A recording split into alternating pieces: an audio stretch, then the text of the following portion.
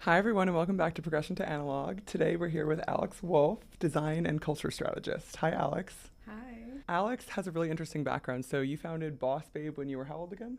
Like 21? 21. Yeah. And then you sold that company, and now are a design and culture strategist. And you've worked with lots of organizations like Snapchat and LVMH and SCAD recently. Yep. So, tell us a little bit more about your background and how BossBabe shaped what you're doing now with technology. Yeah, so my dad is in tech. He is in IT and was always just a nerd and always, wanted to buy the newest gadgets. So I was an early adopter by default through the exposure Oh, of just cool. what he bought. So like I had a cell phone before all my friends, a beeper, a Yeah. webcam, an A email webcam. address. Yeah. An email address. My dad was one of the first people to teach me, like I wanted an AOL.com email address because it was trendy and my friends had Yeah. one, but he was like, why would you want to advertise for AOL? But I was like 6 years old, right? So I'm like, I don't get it. So I had a lot of tech literacy through my dad, and Cool. so when it was time to grow up and figure out what I wanted to do with my career, um, I felt like the internet was a great vehicle to make money. I was trying to decide if I wanted to go to school, or if I couldn't afford school. So it was really just like, I think I can build an online business. Yeah. And at the time, social media was still in its early stages. And I was going around offering social media marketing services, but the sentiment at the time was like, why would I want that? Like, why would my Totally. business need a Twitter? That idea was still foreign. Um, and so I was doing a combination of finding the businesses that were smart enough to market their stuff online, as well as building my own brand, which was Boss Babe. And the sentiment behind Boss Babe was for, at that point, millennials were emerging into the workforce, Hmm. millennial women. And I felt like we weren't going to want to sacrifice our self expression in the name of professionalism. So, whatever, if it was wearing pink hair or high heels or mini skirts or whatever, I felt like the way that the millennial woman was going to introduce herself in the workplace was not going to abandon those things. And so that message really resonated for the time. It was really just, motivational quotes, but they were girly. Yeah. And that really took at the time. And so it went super, super viral. I remember thinking, if I can make a subscription business out of this, I Yeah. think I'll be okay. Because again, I was just kind of like freelancing. Hmm. And I made a website where the women can pay a monthly fee to be able to network and talk with each other. Cool. And that's how I supported myself for my early 20s. I ended up living in the Bay Area at the time, making friends with people in tech, in the VC world, Hmm. and learned that I could operationalize a business, that I could sell a business.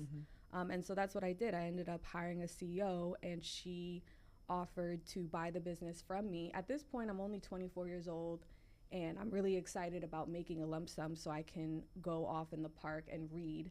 Because also, what's happening at We this don't dream time, of labor. right? Also, at this time, Instagram is transforming society. Yeah. And I'm noticing that, everything from events to friendships to dating was starting to revolve around this awkward etiquette that social media was Yeah. imposing. The Um, underworld. yeah, and this, at this point, this is 2016, 17, 18, and I really felt like there was still time. Mm. So I tried to leverage my relationships and the people I knew in the tech world at that time to say, hey, maybe we want to invent better quality social media features because we're becoming zombies, we're becoming Yeah. shallow. But that was really falling on deaf ears. This was also before there was a true influencer slash creator industry. Yeah. And I was helping articulate what creators and influencers were in these spaces. But long story short, everyone just looked at me like I was crazy. That's how it always is, right? Especially as women in business. But Right. the virality specifically of millennial pink, which you coined, did that make you think that the creator economy or this notion of virality intertwined with business and the everyday could be something really big? Or what did that teach you about business and about social media? It taught me that a lot of people can get rich off of my influence. and that if I don't have the proper protections in place, I will be asked out. Yeah. That's what it taught me. It was still exhilarating to see that something I created could have that much influence, but Yeah. it did feel, I felt powerless, and how do I capitalize off Yeah. of this? So yeah. Tell me more about that experience. Yeah, so everything from like New York ads, you know, subway ads, big billboards, I would see my quotes either getting plagiarized, or I would see how Wow. they would take the aesthetic of BossBabe and spin it into, you know, advertising campaigns and brand Yeah. campaigns. Again, it was a cultural phenomenon. I think that that's legitimate. And so when that happens, similarly to hip hop, it gets commercialized, it Yeah. gets pop, it gets sold out. Again, as a young woman who didn't have any really experience in how to create Yeah. better boundaries around that, and protections, that was where it was just like, whoa. Yeah. And also I'll add this, that at the same time I'm noticing that the C-suites in tech are watching my stuff, and that added another layer of like, oh, I'm starting to feel like surveillance. I'm starting to Right. feel like an idea hub for or an R&D hub of ideas Totally. for companies, and I'm seeing features get rolled out. Yeah. That And you've I'm like, spoken wait, about. that was my idea. So yeah, it's been bittersweet. So then you parlay that creative work into some work with tech companies like Snapchat. So tell me a little bit about that experience.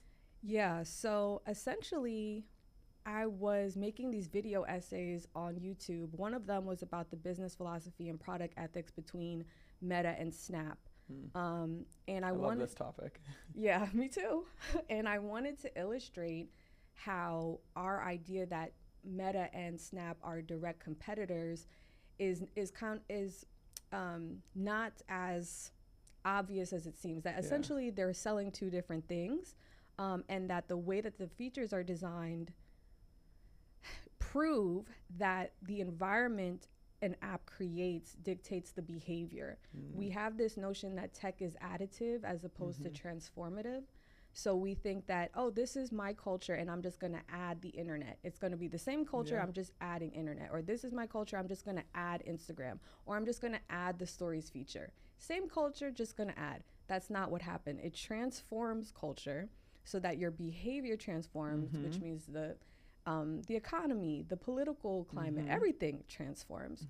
So I wanted to illustrate that because I really feel like our relationship with technology is as if we are, you know, fish in a bowl. We don't know we're in water. Yeah. We don't know how much of an influence it's having. Yeah. And That's a great analogy. that was what was scaring me. So I did a lot. I self-funded a documentary called Attention for Sale. Cool. It's a mini doc, which was on purpose, and it was about how our attention being for sale at this scale is a direct threat to intellectualism, art, and human relationships. Yeah. So those were things that I was worried about circa the 2010s and tried to build a platform on. And how do you see the way that Meta interacts with their consumers versus Snap, and which do you perceive as quote unquote better? I'm honestly a little scared to answer the question, but I will say today, as of 2026, I feel like both brands are tone deaf to the everyday life of their consumers. Yeah. Yeah. I think the one perhaps benefit to Snapchat versus Meta platforms is that a lot of it is one-to-one, you know, Right. sending the snaps. But then when you go over into the Explore section and it's giving you a lot of weird content, there's not really a way to turn any of that off because it's their advertising mechanism. So it's all can be one and the same. Right. And that's I think a not so great thing. So what exactly did you do with Snapchat? Well, at that time I was helping them with some of the music artists that they were working with. This is again before they had really acknowledged what creators were. Yeah. But I was grateful to be recognized, you know, by the CEO himself, and that helped build relationships with internally at Snap for me.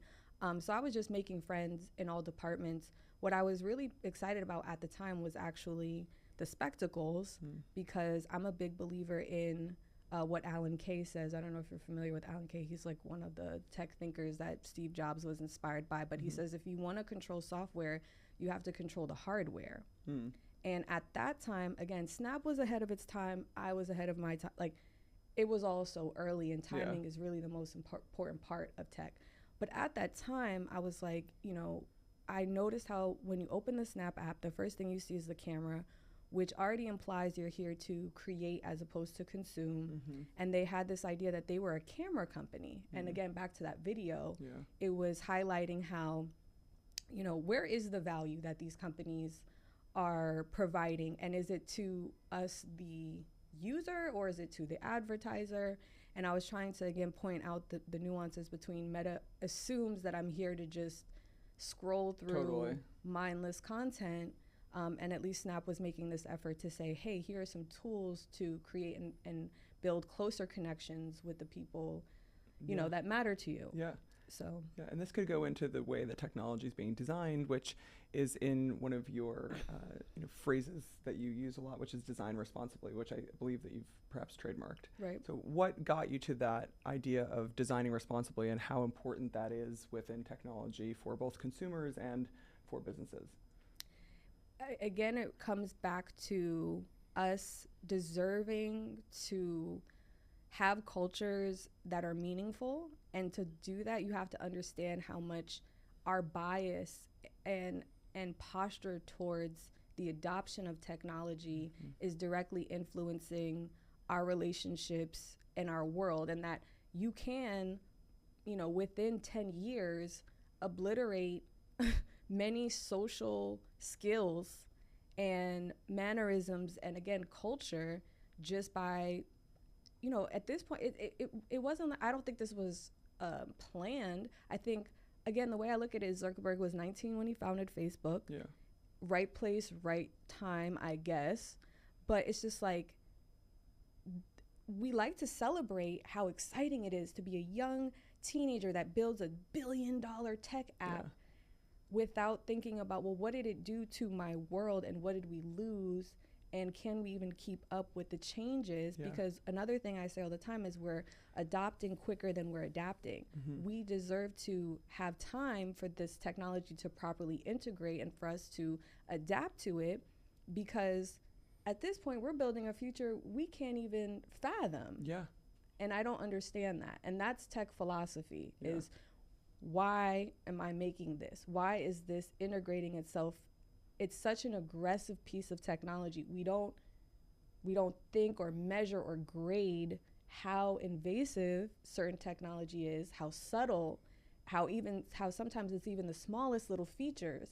Something like a red tag on a message, or, you know, we're gonna focus on reels, or whatever it is. You're creating these minefields. I feel like I live in a man's petri dish of testing. Yeah, it is. And it's like, well, today we decided we're going to add this feature. Good luck. And then now it's the Hunger Games, and we all have to run around and figure out how we're going to adjust and adapt. And from a historical perspective, there was a Stanford prison experiment, which is widely regarded to be a very unethical thing. And then there became a lot more guardrails with human subjects in the way that we can do research. And what's interesting to me is that, to your point, we are in a human petri dish. We're being tested all the time, but there's not guardrails around this. And that was what is so scary to me. There's this great book, Guardrails, by Victor Meyer-Schonberger, who's a professor at Oxford, and Urs Gasser, who's at Technical University of Munich. And they talk about the fact that just as we think about on the highway, when you're on a windy road going up a mountain, there's usually a guardrail so that you don't fall off of the mountain. Where are those today? And I did an experiment earlier this week with ChatGPT to see how quickly I could break its safety guardrails. And I did it with one prompt. And the experiment I was doing was I wanted to see if you could get photos of people and get ChatGPT to compare their attractiveness based off of AI models and symmetrical face attractiveness, all these stupid measures. And within one prompt, it was able to jailbreak that. And then you can get it further and further and further to do these things that aren't ethical, and it doesn't challenge you, and it doesn't do what would be a guardrail, which would be to be like, stop, validate this, or stop, because then the person might stop using ChatGPT and they might go to Claude, or they might go to somewhere else. And that's, I think, what's so scary. So I want to ask you about around guardrails and your view on it is like, what safety features or what things should companies be doing on the one hand, which, you know, who knows whether they'll ever do this because capitalism is obviously at the heart of it. But then on the consumer side, what can we be doing to better protect ourselves? Because like I worry about young girls, like, you know, this could be a thing in middle school where they're putting pictures and comparing people's attractiveness and then going in and breaking it. And it's a really, it's not good. Yeah. Okay, so to answer the question about what I think companies could be doing, I definitely think what's necessary here is some sort of slowing down. And I know they don't want to hear that because they associate that with what, like you said, with some kind of financial plateau. I'm hoping that people with the most experience and the deepest insights see that slowing down, I think, is the most valuable thing we can do at this point, that it is not a gesture of slowing the money down. And in many ways, I think we can prove it will help companies make more money. Because another thing I've had a hard time understanding is how a company who is so bullish on AI, no matter which one it is, couldn't, you know, which again, AI is being you know, sold to us as this predictive magic machine that's going to make everything better. And it's like, well, you guys couldn't predict the social backlash of AI. Like, why was the bias that I was just going to lay down and love this machine that was going to like replace my art and music and job and friends? Like, So I think for companies, yes, first thing, slow down, get to know your consumer. What happened with the digitization of everything and this bias that technology is a savior and it helps make things better and clearer, that is a fallacy. Companies have now reduced consumers down to, well, again, human beings down to consumers, and even furthermore down into this aggregated data. And so they become further and further removed from what the hell we actually even are. And so I see that in practice, both on a professional level and also socially, where I feel like we've forgotten the nature of ourselves. So that's that. And I think as far as consumers, I'm actually really happy to see how much consumers have been vocal about their discomfort of some of this, the way AI has been aggressively rolled out, and just longing for the analog world, longing for CD players and buttons, and being able to appreciate, you know, again, it becomes philosophy when we ask, how is this thing going to add the meaning to my life? We get it, there's a touch screen, but does that automatically mean that this is a better tool for me in the world I live in? And I think Silicon Valley technological determinism has made us, to your point, look at technology as something that will solve and fix and smooth everything, but something that can be good from an education standpoint, whether it's with children or within organizations, and to say, use the Dutch or German way of doing things, which is to say, here's the good things that can come out of it, but here are the bad things that can come of it. And being aware of that dialectic, I think, is very important, because then people can be aware of, oh, these are the things that it can't do, and these are the things that it can do, because then you don't try to have, you know, AI solve and fix and smooth everything because it can't. And that, I think, is the dangerous part, is that we're taught, to your point, to just think of it as something to immediately reduce friction, but friction is what makes us human. And also, it is only providing its own genre of friction.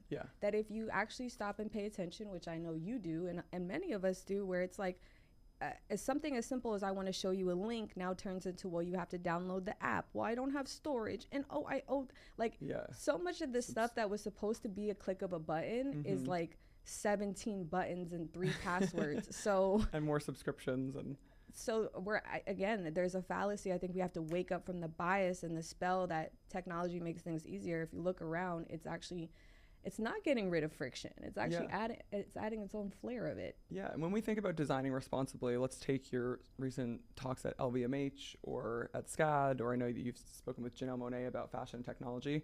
What is the practical advice that you give to organizations or to students around some of these theories and ideas? Well, I like to present my 4 qualifiers of human-friendly technology. And so it does have a base it does lean analog, and it really just makes you focus on the physiology. So let's talk about them. The first is just overall the technology does not assume technical perfection. So we'll usually design an app, and we'll design the app to assume that you're also a tech entity as opposed to a human being. So it might have notifications that are insensitive. It might be trying to deceive you as if it's human when it's not. These kinds of things insult our intelligence and also play with our emotions, which I'm not. No. Like, why is that a thing? So the first thing is, the technology should not assume technical perfection on your part. It should have some type of sensitivity to your emotions. Shocker.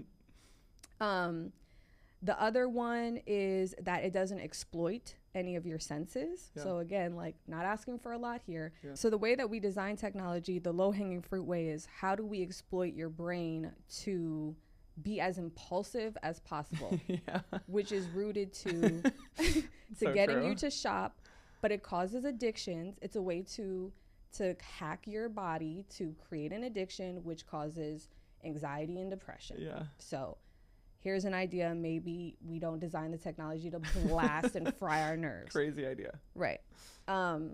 Thirdly, and this is where it gets a little bit more meaty, but I like to say it has a harmonious tech to technique ratio. What I say is, every time a technology is invented, it has a fraternal twin called technique.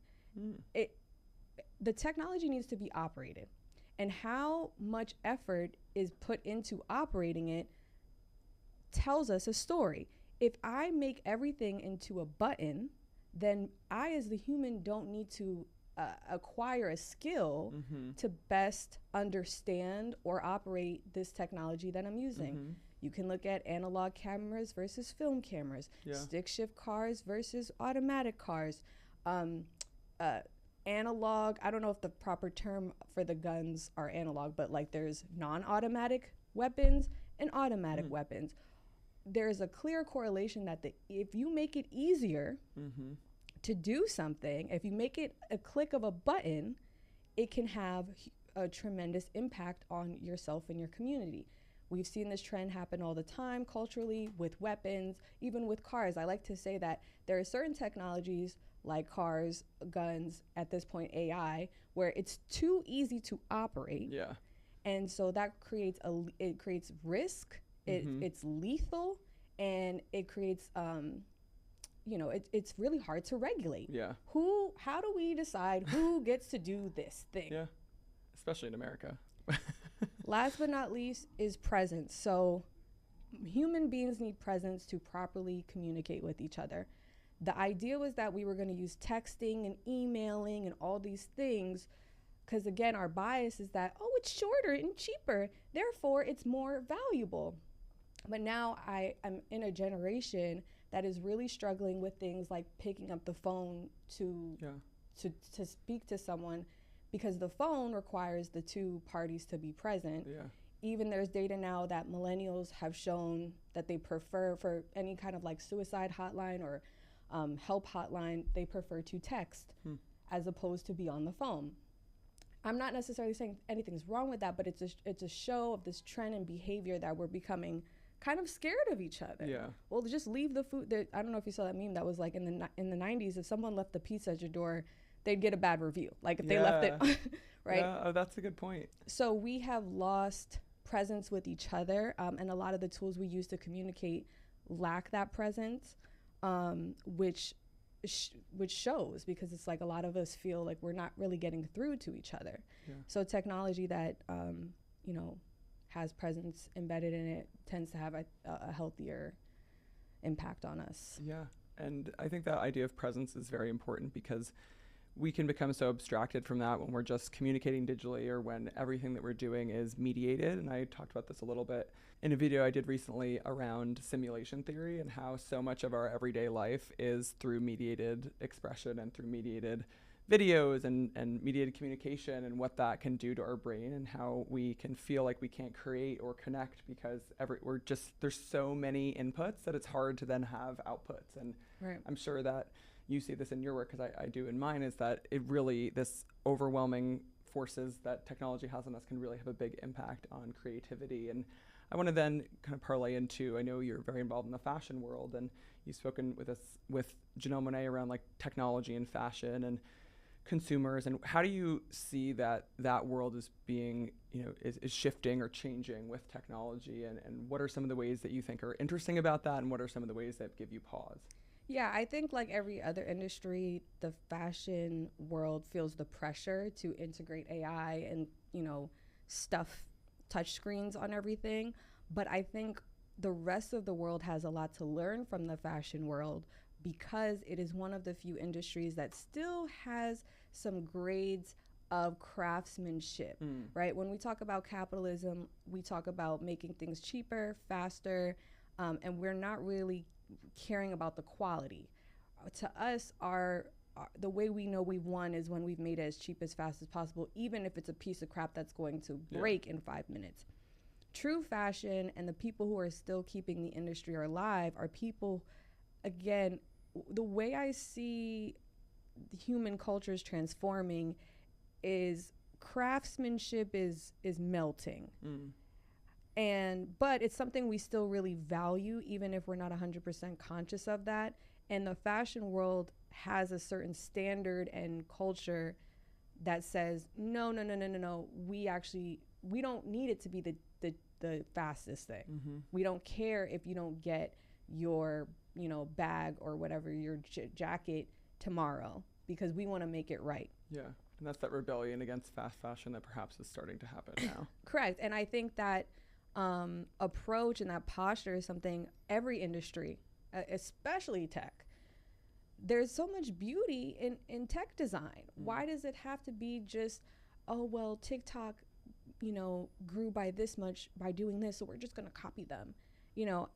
Now the world I grew up in, and the differentiation my social apps used to have, that Twitter was Twitter, this was this, that was that, because they're so competitive and fearful, they kind of just melt into each other. Now all the apps are trying to be each other. And then it's true. There's not much differentiation. It's all just correct. slop. And it leaves the creator in a even further marginalized position, because now, of course, you still have this pressure to talk to everyone on the internet with 10 different microphones, with 10 different algorithms that all compete with each other. Good luck. Have fun. Yeah. That's the hard part, I think, is how do we balance that? So that leads me into my next question, which is, what is your relationship with technology as someone who is a technology critic, but also was originally an early adopter and still likes technology? How do you find that balance in your everyday? Do you find that balance in your everyday? What are some things that you find easy or challenging? Yeah, I made the decision a while ago to not restrict my digital use. So I know that, especially for people in our field, there's an assumption that, we would limit our digital use. I decided to go I'm going to let it cannibalize me route. And I don't know, the reason why I did that is because I think one of my biggest critiques about technology, or I guess technology critique, my critique on that is that we think it's as simple as not using the phone.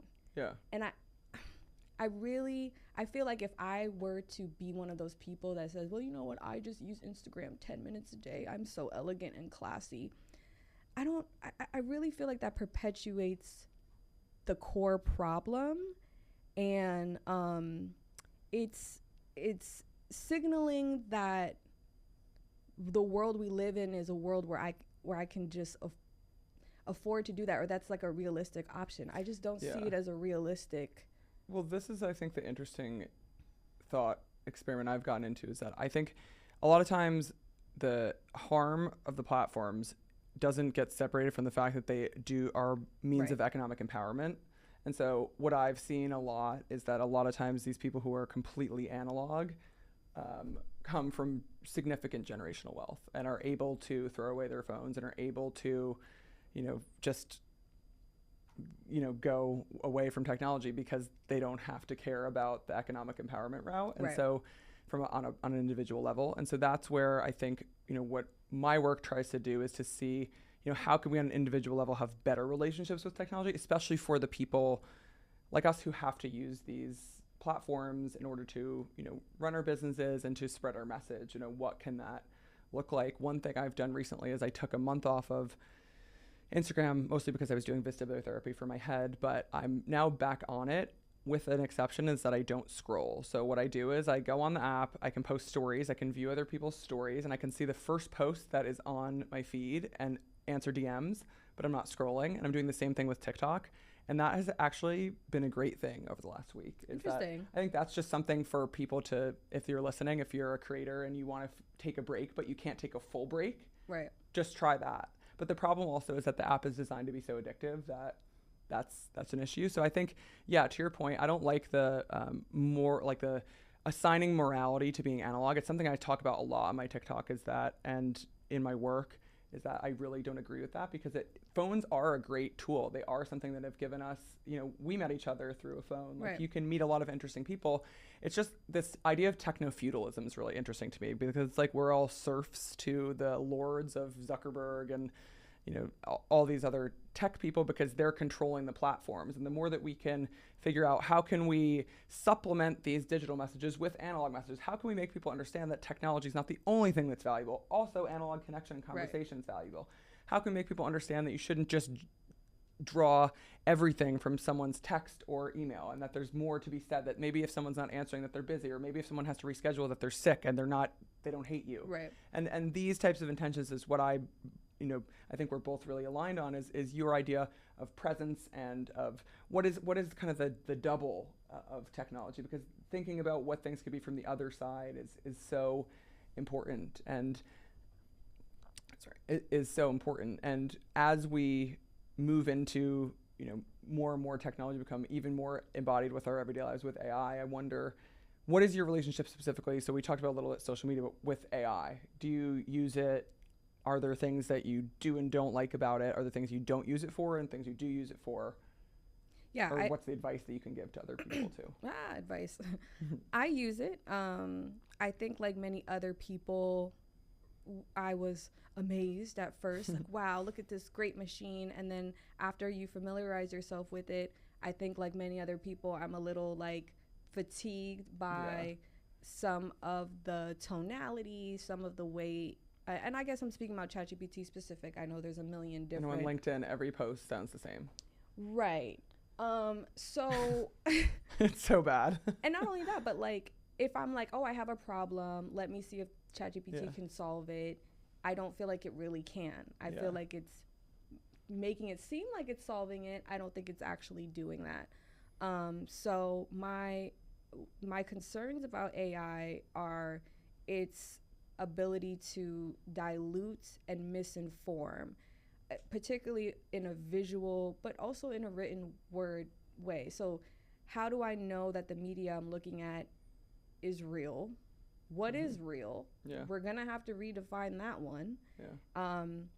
How can this dilute and misinform our historic records where... Yeah, that's such a good point. Right. So I was watching an Ed Sullivan documentary on Netflix, and they said that they had recreated his voice for like... So crazy.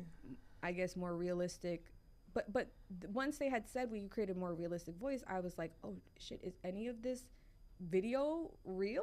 Yeah. And then I had like a little existential... Yeah. I'm like, how much is any of the video I'm looking at real? And if you can recreate footage, because the way we would be able to determine when media was created is what camera it was filmed on. Totally. But now I can, recreate that. So and the voice doubling with like companies like 11 Labs, they can copy voices and they can trademark or they can license out voices, and it's...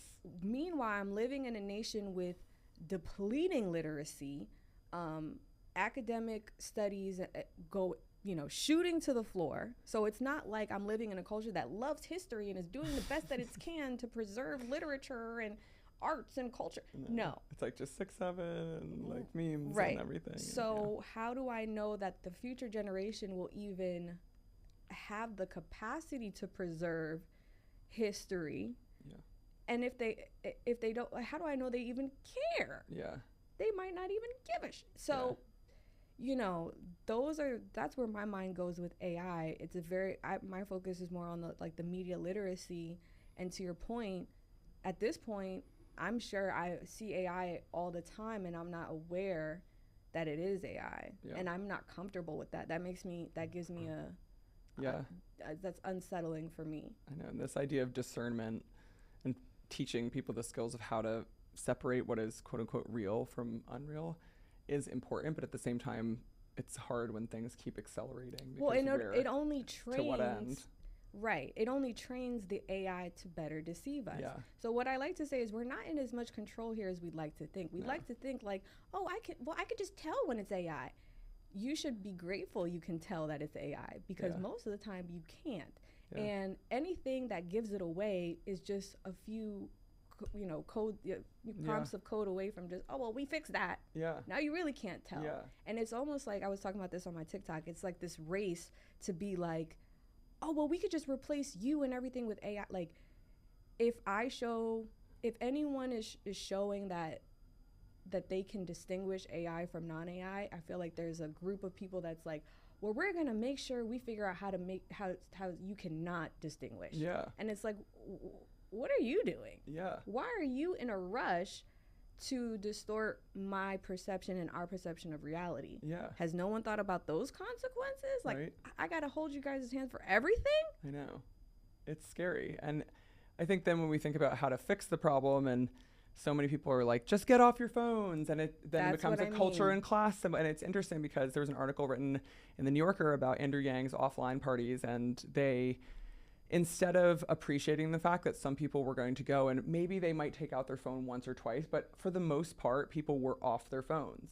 Of course, the New Yorker was snarky about it and saying that, referring to me, this blonde girl was there and was off her phone, but then made a TikTok about it afterwards. And then, speaking about Andrew Yang, they said, well, he pulled out his phone for something, and other people pulled out their phone and, just misconstrued things a little bit. I think that is part of the problem, is that we have to realize that I use the fire analogy. So it's like, if there is a huge raging fire and people are creating a new world, that's great because we're going to need to rebuild. But who is fighting the fire? Who is going in and figuring out how can we save these people from this fire and create something new? And I think that this idea of being on social media, like you are and like I am, to talk to people about how they can have better relationships with it or change it, is an important part of this, because that's where people are. You have to meet people with where they are. And right. I want to get away more and more of this just becoming more and more of a class signifier or a way for people to think that they're better than someone just because that they're off their phones. I think that there's something to separate here, though, in that, like, I think that phone addiction is something that uniformly is negative for everybody, but phones are not negative for everybody. So it's that separation of how can we have better education and programs around how to have less phone addiction, perhaps, but how to use it in a strategic way. Yeah, I agree with everything you're saying. I think a lot of it has to deal with redefining the phone. Yeah. We talked about this. I don't think it should be called a phone. It's a microcomputer with multiple applications. And the second you take all the dopamine exploitative apps off, it's not that addictive anymore. No. So it's not the phone. It's the apps on the phone, and it's particular apps on the phone, and how they have been able to weasel and plant themselves and root themselves in our society. So now I have to play the game. I have to play the Instagram game and the TikTok game, like you said, to protect my place in this society. And then the kicker too is that the same people who are bragging and using their analog lifestyles as a way to point to their superiority, well, those are the same people who had Blackberries before everyone else and iPhones before everyone else and said, oh, we have the new technology and we're so elegant and sophisticated. So again, like, I love what you're saying. I think that is why I don't do the limits thing, because I never want to signal superiority. I want to signal I am just as helplessly addicted to these exploitative algorithms as you are, because it's not a matter of my will. It's a matter of my biology. Yeah. And I think it's sometimes less about thinking that you can beat the algorithm and more of what can I do in my free time away from my phone to develop some type of life outside of just the algorithm. And when are you going to admit that the world that we've built is designed for you to sit in a room and scroll? Yeah. That even if I figure out how to take the phone out of my hand, well, what do I do here? Yeah. What do you do in this world? What is the person who's made it? What are we all making it to do? Well, most likely to sit in a room and watch some type of media. Yeah. And it used to be a TV. Now that's seen as like, you know, it's real classy if you can watch a whole TV show. And you might try it, but guess what? You're going to pick up that phone. You'll be scrolling through TikTok in no time. Yeah. And I think it's about what can we do to create in some of these spaces where, yeah, there's nothing to do but scroll. It's because that there hasn't been an emphasis on community or conversation, and it's just on okay, we're just going to put people into a room and then there you go. We'll just scroll together. Yeah, we'll just scroll together, you know. And so I think, how can we enjoy scrolling perhaps, but also enjoy human connection is a question I want to pose to you. Yeah. I think, I mean, the fluffy answer is first, we got to redefine what we're even talking about here. What is culture? What is community? What is a phone? But secondly, yes, being sensitive to what is a culture? Yeah.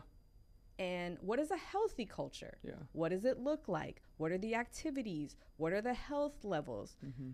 We don't have sensitivity or insight on that, especially, and again, that's where I think you and I were kind of looking around like, how is it that technology that has such an impact on culture isn't being designed with people who understand and have studied culture and sociology? Yeah. How has this gotten this far? How have we gotten here? Yeah. It's a crazy thought, truly. Yeah. One of the questions that I usually close this podcast with is, what does progression to analog mean to you? Oh God, you might not like my answer.